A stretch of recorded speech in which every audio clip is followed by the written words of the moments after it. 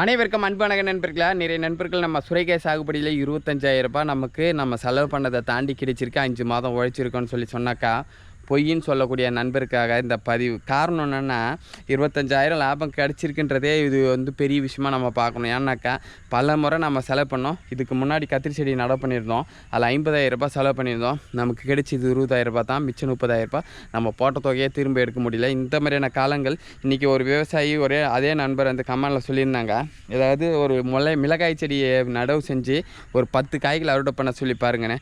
ஏன்னா அந்த அளவுக்கு விவசாயம் இந்த காலத்தில் கடினமான மாறிடுச்சு. ஆனால் இன்றைக்கும் ஒரு விவசாயினுடைய போராட்டமே நமக்கு உணவளிக்குதுன்றதை நம்ம மறந்துடக்கூடாது. ஒரு விவசாயினுடைய உழைப்பை தயவு செஞ்சு கொச்சைப்படுத்தாதீங்க. இன்றைக்கி இருக்கக்கூடிய விவசாயம் இந்த மாதிரி தான் இருக்குது. நம்ம பல முறை காசுகளை போட்டு திரும்ப எடுக்க முடியாமல் என்னுடைய வாழ்க்கையிலே பல முறை நடந்திருக்குன்றது தான் உண்மையாதார்த்தம். அதெல்லாம் சொன்னால் ஜனங்க நம்புறதும் கிடையாது.